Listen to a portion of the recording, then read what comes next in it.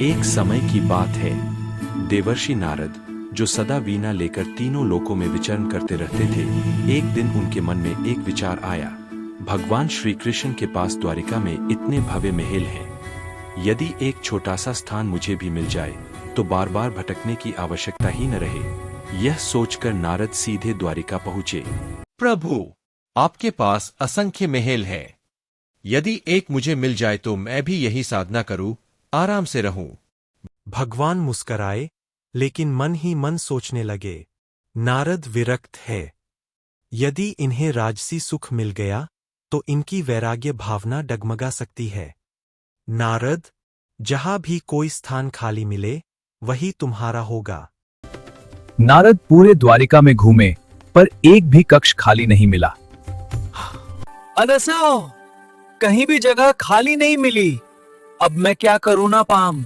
नारद, होता तो दे देता, प्रभु सब जानते हुए भी मुझे उलझा रहे हैं।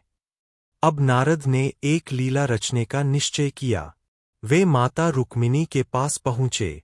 आदर सत्कार के बाद उन्होंने दान की महिमा सुनाई। जो दान किया जाता है वही अगले जन्म में प्राप्त होता है।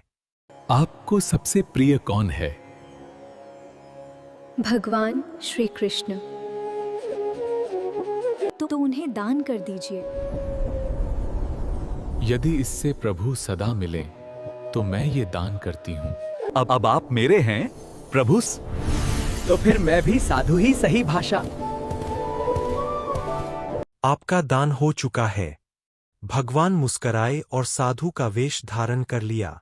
जब रुक्मिणी ने यह देखा तो व्याकुल हो उठीं। सारी रानियां एकत्र हुईं। तब निश्चय हुआ तुलादान किया जाए। तराजू के एक पल्ले में भगवान बैठे, दूसरे में द्वारिका का सारा वैभव रखा गया, लेकिन पल्ला हिला तक नहीं। तब श्री कृष्ण ने रुक्मिणी से कहा, सारा धन हटाकर एक तुलसी पत्र और थोड़ी श्रद्धा रख दो। जैसे ही तुलसी पत्र रखा गया, तराजू संतुलित हो गया।